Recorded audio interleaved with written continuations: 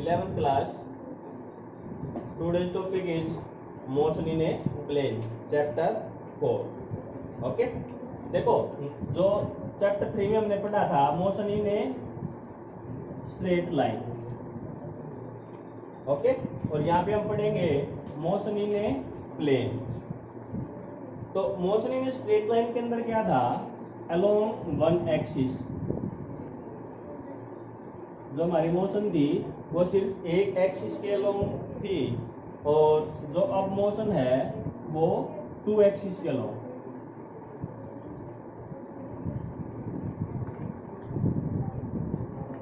ठीक है, 2 एक्सिस का मतलब एक्स एक्सिस वाई एक्सिस हो सकता है, वाई जेड हो सकता है, और एक्स जेड हो सकता है. ठीक है, तो मोशन इन प्लेन 2 एक्सिस के अलोंग है. मान लीजिए पॉइंट है ए, ये पॉइंट ओ. अब इसकी पोजीशन को बताने के लिए, हमें किस चीज की जरूरत पड़ेगी, वेक्टर की जरूरत पड़ेगी. किसकी जरूरत पड़ेगी, वेक्टर. तो पहले पढ़ते हैं हम वेक्टर. ठीक है, तो स्केलर और वेक्टर हम पढ़ के आए थे. स्केलर क्वांटिटी क्या थी, scalar quantity which have only magnitude, और वेक्टर क्वांटिटी क्या थी, which have magnitude plus direction. Okay, अब इसको रिप्रेजेंट करने का तरीका क्या होगा, ये कोई भी वेक्टर ए है. ठीक है, इस वेक्टर को रिप्रेजेंट करेंगे तो जो ये पॉइंट है that is called the tail of the vector, this is called the head of the vector, and this line represent the magnitude. Okay, अब मान लो vector A is greater than vector B है. इसको represent कैसे करेंगे हम, मान लो ये वेक्टर हमारा ए है, वेक्टर किसी छोटा होना चाहिए. किसी छोटा क्या हो जाएगा, ये. तो सिर्फ लाइन से हम इसको रिप्रेजेंट कर सकते हैं. ओके, तो वेक्टर के बारे में इतना. उसके बाद जो नेक्स्ट टॉपिक है position and displacement vector. Position and displacement vector. ठीक है, अब देखो बेटा, हमने ये माना कि मेरा कोई भी प्लेन है, पॉइंट ए की पोजीशन को बताने के लिए जिस वेक्टर का यूज करेंगे उसको क्या बोलेंगे हम, position vector. For example this O A is the position vector of point A. Okay, and this is the another point B.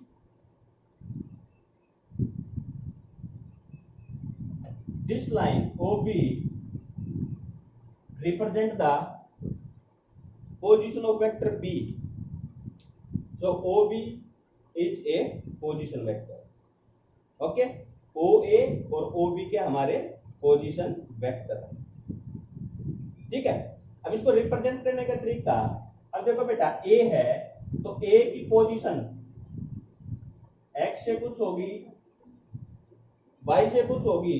इसको क्या बोल देंगे हम, x1 y1. क्या होंगे, इसके कोऑर्डिनेट होंगे. क्या होंगे, इसके कोऑर्डिनेट. इसी तरह से बी की जो पोजीशन को बताएगा x2 y2, ये इसके कोऑर्डिनेट होंगे. ओके, अब ए का वेक्टर फॉर्म में रिप्रेजेंट करने के लिए position vector O A is equal to, क्या लिखेंगे हम, x1 i cap plus y1 j cap. अब नई टर्म आई बेटा, ये क्या है, i1 I cap, j cap and k cap. The I cap is the unit vector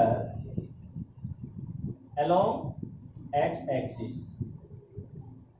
Clear? Now j is the unit vector along y axis. Okay, similarly k क्या होगा? Unit vector along z axis. ठीक है ना? तो जो हमारे होंगे ये क्या होंगे? हमारे यूनिट वेक्टर्स होंगे। तो इन कोऑर्डिनेट को जब हम i j के साथ रिप्रेजेंट करेंगे तो ये पूरा एक वेक्टर को रिप्रेजेंट करेगा। Clear?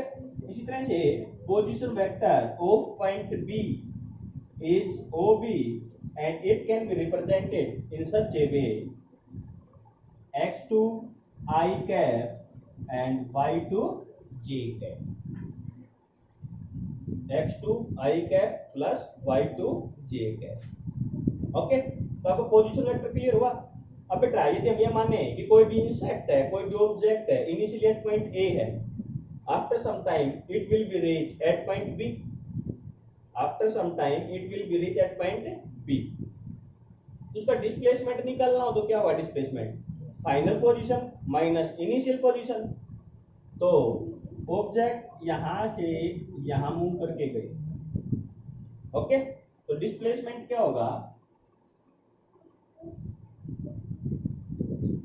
Displacement is equal to final position minus initial position. Okay, तो फाइनल पोजीशन क्या थी? OB और इनिशियल पोजीशन क्या है? OA। और इन दोनों को सब्ट्रैक्ट करने के बाद जो ये बची है ये क्या होगा? हमारा डिस्प्लेसमेंट वेक्टर AB। क्लियर? तो अब क्या करेंगे हम? OB में से OA सब्ट्रैक्ट करेंगे। तो OB की वैल्यू पुट कर दी मैंने x2 I cap plus y2 j cap minus x1 I cap plus y1 j cap. अब बेटा सब्ट्रैक्ट करने का क्या तरीका है? I की टर्म में से I की टर्म सब्ट्रैक्ट होंगी और y के y से। तो I की क्या है? x2 minus x1 plus y2 minus y। ठीक है, तो सब्ट्रैक्ट करने के बाद जो ये बचा है AB, ये आपका क्या आया? Displacement vector. क्या आया? Displacement vector. क्लियर? अब इसी के ऊपर बेटा एक न्यूमेरिकल सोल्व करवाता हूं, आपको अच्छे से समझ में आ जाएगा।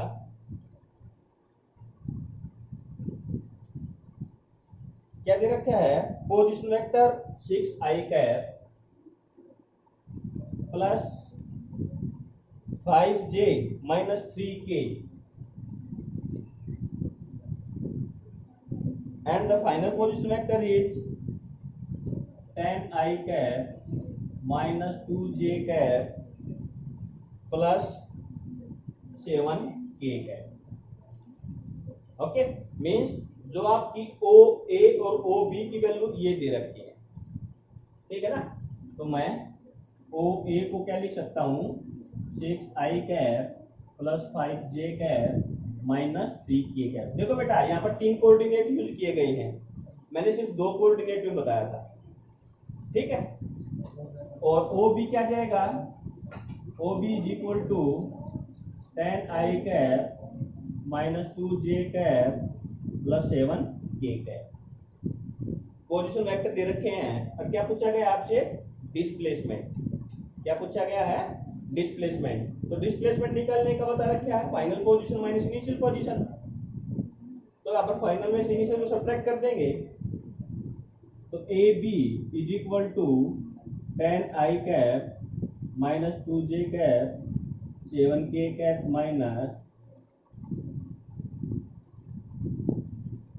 ठीक है, अब बेटा सब्ट्रैक्ट करो। i की टर्म में से i की टर्म घटेंगी। 10i में से 6i गए 4i, j में से j गए और k में से ये माइनस माइनस प्लस हो जाएगा बेटा 10k कैप। तो this is the displacement vector. This is the displacement vector. Okay, तो डायरेक्ट नहीं पूछेगा तो बेटा कहीं ना कहीं यूज होगा। फॉर एग्जांपल आपको पोजीशन वेक्टर दे दिया, फोर्स दे दिया और आपसे वर्क डन पूछ लिया, तो वर्क डन क्या होता है? फोर्स इनटू डिस्प्लेसमेंट, तो आपको डिस्प्लेसमेंट निकालना पड़ेगा। क्लियर? यहां तक कोई प्रॉब्लम? चलो तो नेक्स्ट टॉपिक है कुछ बेसिक टर्म्स है बेटा, उन बेसिक टर्म को देखते हैं।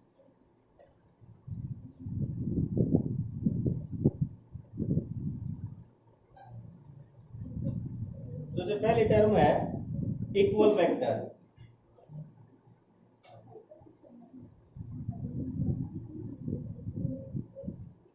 इक्वल वेक्टर, ठीक है। इक्वल का मतलब क्या है? इक्वल का मतलब क्या है कि दो वेक्टर जिनका मैग्नीट्यूड भी सेम हो और डायरेक्शन भी सेम हो। For example this is a vector A and this is the vector B, both have same direction and same magnitude, जो क्या बोलेंगे हम? Equal vector. दोनों चीज होनी चाहिए सेम। नेक्स्ट है नेगेटिव ऑफ ए वेक्टर। तो नेगेटिव वेक्टर का बेटा कल भी पढ़ा था हमने, ये वेक्टर ए है, यदि आपको माइनस ए वेक्टर बनाना तो क्या करोगे आप? Direction change. तो क्या किया? ये कर दिया minus. Clear? Direction will be change, तो हो जाएगा negative vector. Next modulus of a vector.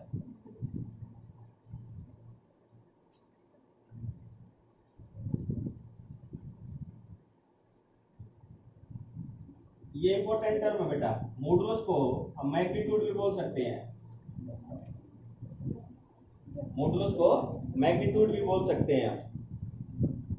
Modulus of vector का मतलब magnitude of a vector. For example ये मान लिया कोई भी वेक्टर आपका 3i cap plus 4j cap. Okay, अब इसका मॉडुलस निकालना है, तो मॉडुलस को रिप्रेजेंट करने का क्या तरीका है बेटा?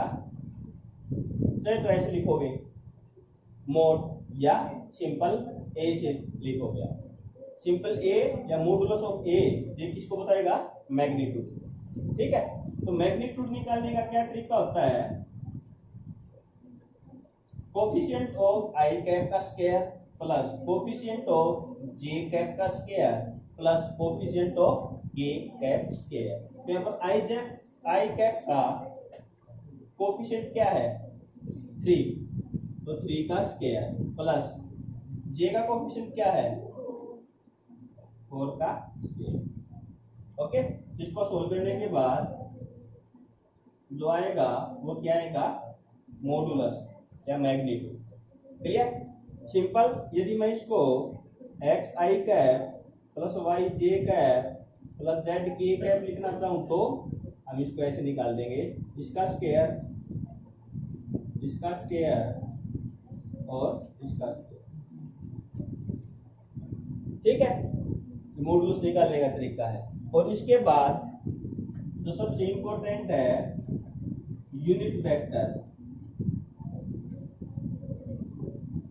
ठीक है, तो सबसे इंपॉर्टेंट बेटा ये 2 डेफिनेशन है। ठीक है, बाकी डेफिनेशन सिर्फ पढ़ने की है, आप इसको पढ़ लेना, दोनों का एक्सप्लेन करूंगा मैं। यूनिट का मतलब क्या बेटा? यूनिट का मतलब क्या है? 1। वेक्टर का मतलब वेक्टर मींस एक ऐसा वेक्टर जिसके पास हैविंग यूनिटी मैग्नीट्यूड, एक ऐसा वेक्टर जिसके पास मैग्नीट्यूड कितना हो? 1 हो, उसको क्या बोलेंगे हम? Unit vector. ठीक है, अब यूनिट वेक्टर निकाल, पहले रिप्रेजेंट करने का तरीका क्या है? तो जो कोई भी लेटर लेंगे, जो ये नोटेशन है यूनिट वेक्टर को रिप्रेजेंट करती है, और इसको क्या रीड करेंगे? A cap. क्या बोलेंगे? A cap. जैसे कि हम पहले पढ़ा था आई कैप बोल रहा था ना मैं, तो आई कैप ये कैप पर रिप्रेजेंटेशन है। ठीक है, अब ये क्या होगा? यूनिट वेक्टर ए कैप किसके इक्वल होगा बेटा? इसका फार्मूला है magnitude vector A upon modulus of vector A. ठीक है, अब एक चीज सोचो, वेक्टर ए था, इसका आपने क्या निकाला, मॉडुलस, मैग्नीट्यूड निकाल लिया। अब किसी भी चीज को उसके मैग्नीट्यूड, इसके पास क्या है, मैग्नीट्यूड प्लस डायरेक्शन, मैग्नीट्यूड से डिवाइड कर दिया, तो मैग्नीट्यूड को मैग्नीट्यूड से डिवाइड करेंगे कितना बचेगा, 1, और डायरेक्शन एज इट इज, है ना, तो मैग्नीट्यूड 1 हो गया ना, इसलिए इसको क्या बोला, यूनिट वेक्टर। तो यूनिट वेक्टर की डेफिनेशन पता लगी। अब बेटा यूनिट वेक्टर को किसी से भी मल्टीप्लाई कर देंगे तो क्या मैग्नीट्यूड को इफेक्ट करेगा, नहीं, क्योंकि किसी भी चीज को हम यदि 1 से मल्टीप्लाई करते हैं तो कुछ इफेक्ट होता ही नहीं, है ना। हाँ, डायरेक्शन ऐड कर देगा यूनिट वेक्टर, मैग्नीट्यूड सेम रहेगा और डायरेक्शन ऐड कर देगा। इसीलिए कहीं पर भी किसी स्केलर क्वांटिटी को वेक्टर बनाने के लिए हम इसका यूज करेंगे, ठीक है। जिस तरह से एरिया है, 12th क्लास में पढ़ो गया, एरिया है, और एरिया को एरिया वेक्टर बनाएंगे तो क्या करेंगे, हम यूनिट वेक्टर से मल्टीप्लाई कर देंगे, क्लियर। तो ये दोनों के दोनों जरूरी है बेटा, इंपॉर्टेंट। और बेसिक टर्म है बेटा, फिक्स, फ्री, कोप्लेनर, इनको आप पढ़ लेना। इसके बाद है जीरो वेक्टर। जीरो वेक्टर नाम से पता चल रहा है कैसा वेक्टर होगा, एक जीरो वेक्टर,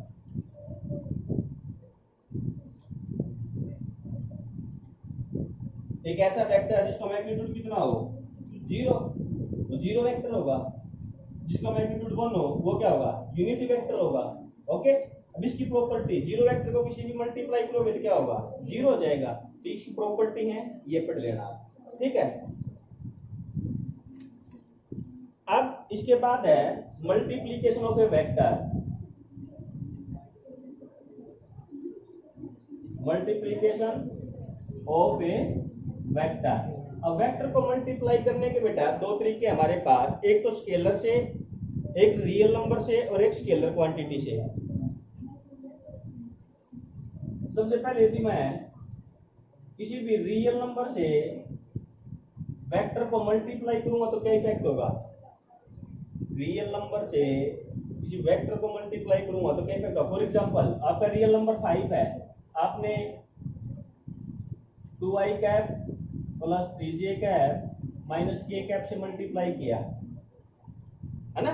तो सिंपल क्या होगा इसका, जो i j k के कोफिशिएंट है वे 5 टाइम्स हो जाएंगे ना, i j k के कोफिशिएंट 5 टाइम्स हो जाएंगे, 10i cap plus 15j cap minus 5k cap, okay, ठीक है।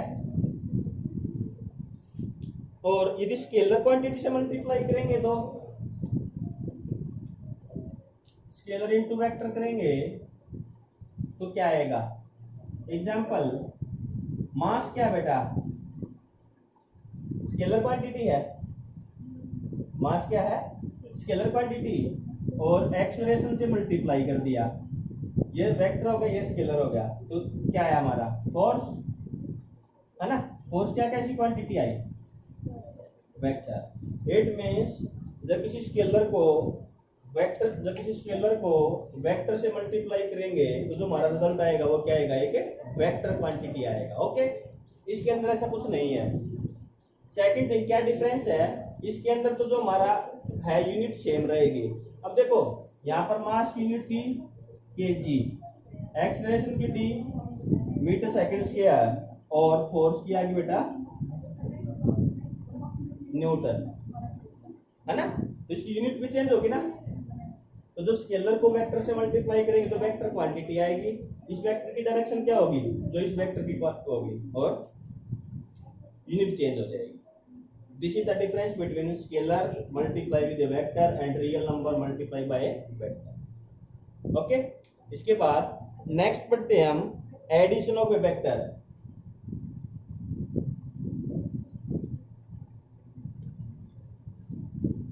एडिशन ऑफ वेक्टर के अंदर क्या देखेंगे हम, दो वेक्टर को ऐड करना, ठीक है। एडिशन ऑफ वेक्टर, तो फर्स्ट केस क्या है कि जब दोनों सेम डायरेक्शन में हो, both vector in same direction. Same direction का मतलब ये मान लिया आपका वेक्टर ए है 3i minus 2j plus k cap, और ये आपका vector B i cap minus 3j cap plus 2k cap. दोनों सेम डायरेक्शन में है, तो ये सिंपली ऐड करने का क्या तरीका बेटा, इसके टेल को इसके हेड पे रख दूं, इसकी टेल को इसके हेड पे रख दूं, तो क्या बनेगा मेरा, इस तरह का बनेगा ना। ये आपका होगा वेक्टर ए और ये होगा वेक्टर बी, और ये पूरी क्वांटिटी क्या हो जाएगा, ए प्लस बी, ये हो जाएगा बेटा ए प्लस बी। अब ऐड कैसे करेंगे बेटा, आई के अंदर आई की टर्म ऐड करेंगे, तो 3 और 1 4, ये आ गया आपका 4i cap minus 2 minus 3 minus 5j plus के 2k प्लस 3k। ठीक है ना। कहने का मतलब है कि यदि दो वेक्टर सेम डायरेक्शन में हैं और सिंपली हम उनको ऐड कर सकते हैं by adding the coefficient of i, j and k। Clear. Second case, opposite direction, both in opposite direction, both in opposite direction। opposite direction का मतलब बेटा ये वेक्टर a है और ये वेक्टर b है। अब इनको ऐड कैसे करेंगे, अब बेटा यदि ये पॉजिटिव वेक्टर है, इसकी अपोजिट डायरेक्शन है, तो क्या होगा, नेगेटिव वेक्टर होगा, है ना। ये मान लो बी है, इसको क्या करूंगा मैं, इसको इस डायरेक्शन में ड्रॉ करूंगा, तो क्या जाएगा माइनस बी हो जाएगा ना। अब तो दोनों सेम डायरेक्शन में हो गए, अब इनको क्या करूं मैं, इनकी तरह ऐड कर सकते हैं, तो इनकी तरह मैं ऐड करूंगा तो क्या जाएगा a प्लस माइनस बी, ये आ गया a माइनस बी में मतलब क्या है कि जब ऑपोजिट डायरेक्शन हो तो ये क्या होंगे, सब्ट्रैक्ट होंगे by using the addition. Clear. अब ध्यान से देखो बेटा, एक मेन पॉइंट की तरफ और एक इंपॉर्टेंट टॉपिक आ रहा है। जब ये दोनों सेम डायरेक्शन में थे तो दोनों वेक्टर के बीच का एंगल कितना था, 0। जब ये दोनों की ऑपोजिट डायरेक्शन है तो इनके बीच का एंगल कितना बेटा, 180 डिग्री। ओके। अब यदि इनके बीच का केस हो, यदि इन दोनों के बीच का केस हो तो हम क्या करेंगे, इफ वेक्टर है एंगल थीटा। अब दो वेक्टर हैं, दोनों वेक्टर के बीच में क्या है, एंगल थीटा है। यदि 0 होगा तो ये हो जाएगा, 180 होगा तो ये हो जाएगा। यदि 0 और 180 के बीच का कोई एंगल है तो क्या करेंगे, ठीक है। अब इफ वेक्टर है एंगल थीटा, तो इनको ऐड करने का तरीके के लिए हम दो मेथड पढ़ेंगे, दो लॉ पढ़ेंगे। एक तो triangle law of vector addition, triangle law of vector addition, और नेक्स्ट पढ़ेंगे हम पैरेललोग्राम।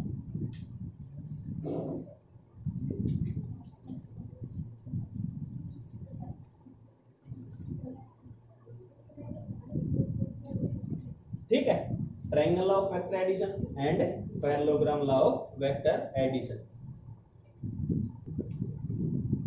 तो हम एक्सप्लेन करें बेटा triangle law of vector addition.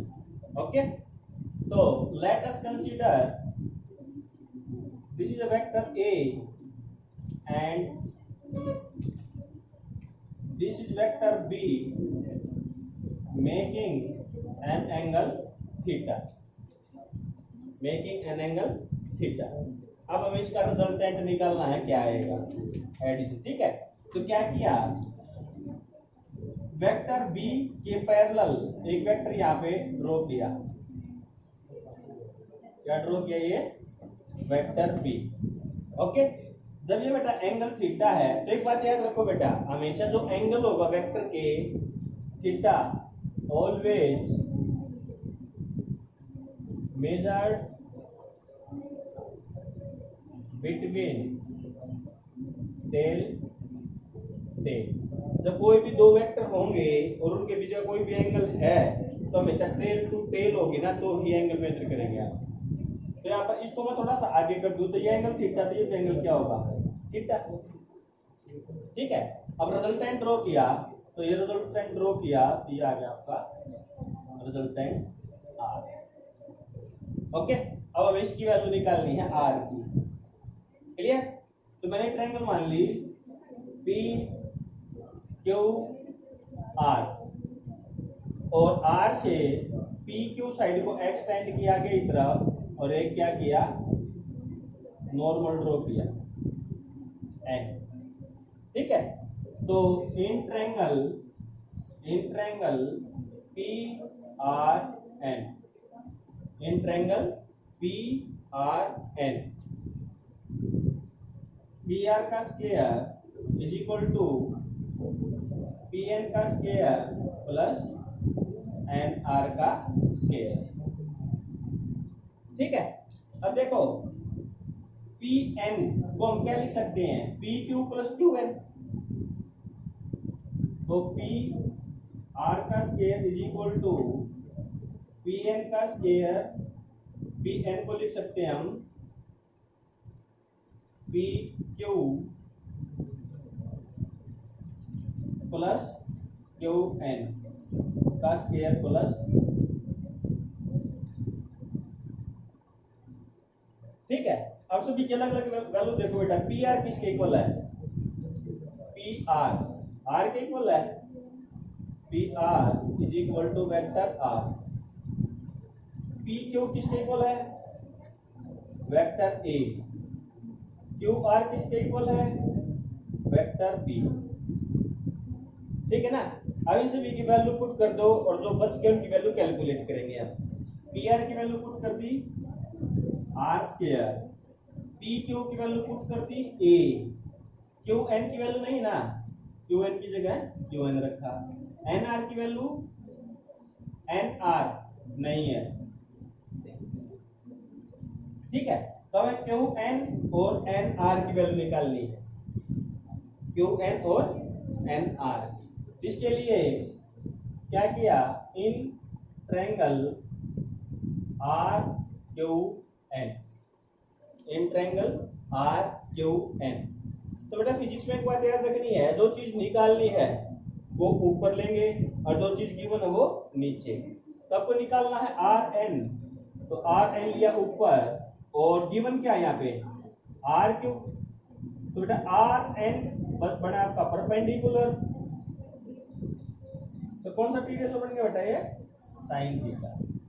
तो आर एन की वैल्यू क्या आई, इसकी जगह आर क्यू की जगह बी पुट कर दिया, बी साइन थीटा। सेम इसी तरह से अब क्यू एन कैलकुलेट करना है और गिवन है क्यू आर, तो क्या आ गया बेस। ठीक है, यहां से क्यू एन की वैल्यू क्या आ गई, Q N is equal to B cos theta.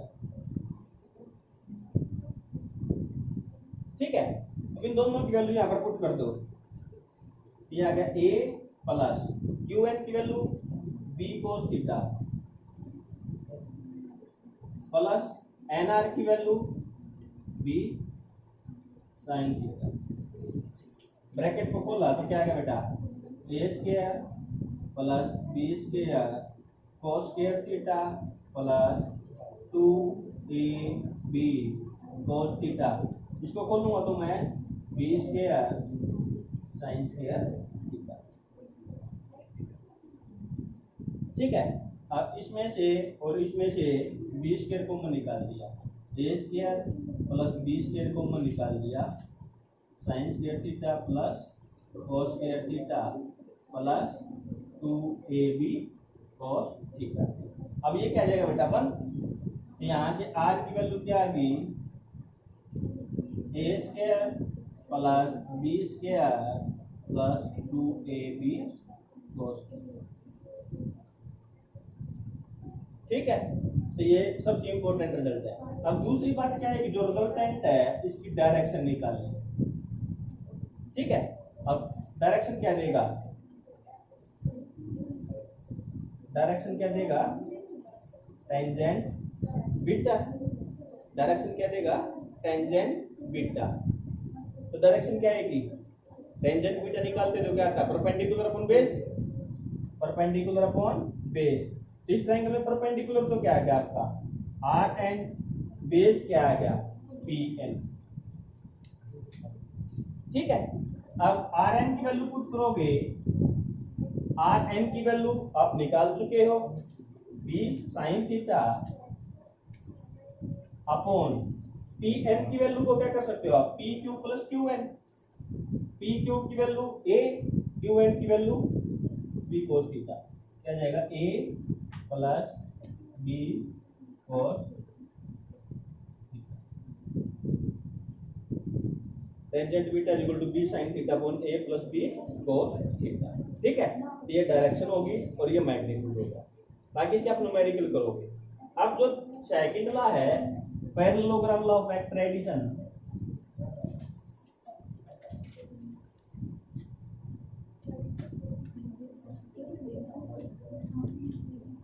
बेटा पैरेललोग्राम आप पहले पढ़ के आए हो, पढ़ के आ चुके हो। सेम इसी तरह से यहाँ पर दो वेक्टर होंगे, ये होगा वेक्टर ए और ये होगा आपका वेक्टर बी। ठीक है, अब जो मैं ट्रायंगल लॉ में पढ़ा वो बी के पैरेलल ड्रॉ किया है ना, तो बी के पैरेलल ड्रॉ किया, ये आपका होगा बी। यदि मैं ए के पैरेलल भी ड्रॉ कर दूं, ये क्या हो जाएगा ए, है ना। अब देखो ये मान ली P Q R S parallelogram बन गई। अब बेटा पी क्यू आर ट्रायंगल के लिए आपका ये रिजल्टेंट होगा ना, आप यदि इसको नहीं कंसीडर करते 2 मिनट के लिए तो ये रिजल्टेंट होगा, इसका रिजल्टेंट क्या होगा, सेम ये जो भी कैलकुलेट किया है ना। फिर दूसरा यदि मैं इस ट्रायंगल को भूल जाऊं, पी एस आर के लिए निकाल लूं, ऊपर वाले के लिए, है ना, ऊपर वाले के लिए निकालेंगे तो रिजल्टेंट क्या होगा बी प्लस ए, यहाँ पर क्या होगा ए प्लस बी, दोनों में सेम रहेगा। मेरा कहने का मतलब ये है कि यदि मैं दो ट्रायंगल को उसके हाइपोटेनस के अलोंग जोड़ता हूं तो मेरा पैरेललोग्राम बनता है ना, तो रिजल्टेंट क्या रहेगा आपका एज इट इज रहेगा, कुछ इफेक्ट नहीं होगा। ठीक है, और इसके बाद पॉलीगन लॉ है,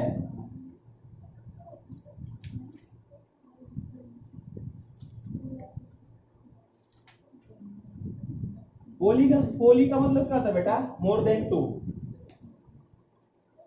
ठीक है ना। अब देखो यहाँ तो सिर्फ 2 वेक्टर का एडिशन पढ़ा है ना आपने, यदि आपको इतने वेक्टर दे दिए जाए,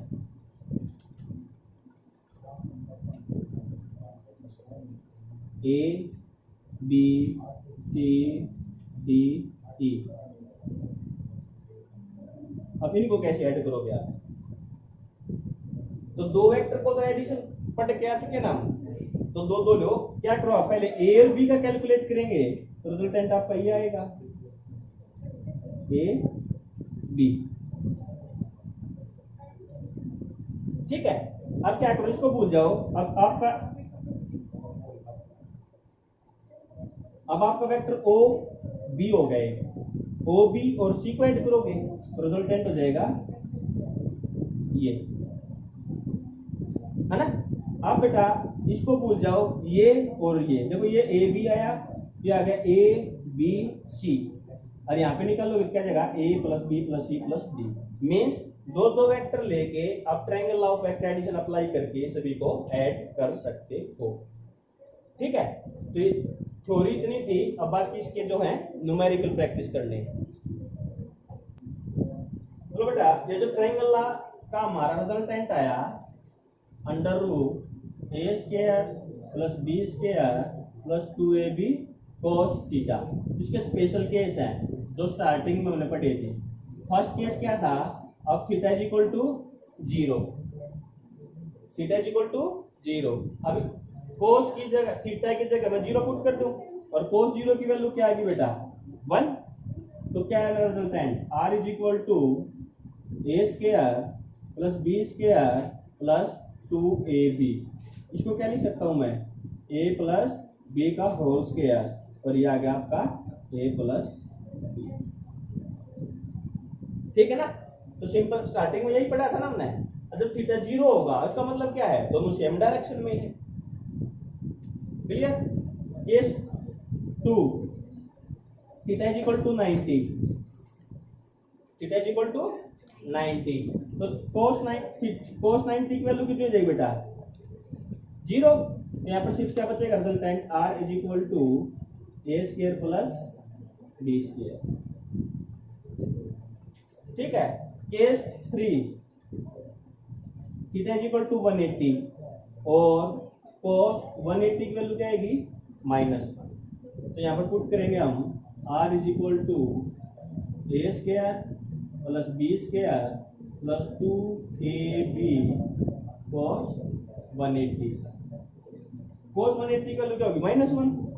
बेटा a square plus b square minus 2ab, इसको क्या लिख सकते हैं हम, a माइनस बी का होल स्क्वायर, और r आ गया a माइनस बी। तो स्टार्टिंग में ये पढ़ा था थीटा इक्वल टू 180 के लिए जो अपोजिट डायरेक्शन थी। तो बेटा मींस आपका मेन लॉ यही है और इसी से दोनों निकलेंगे। ओके।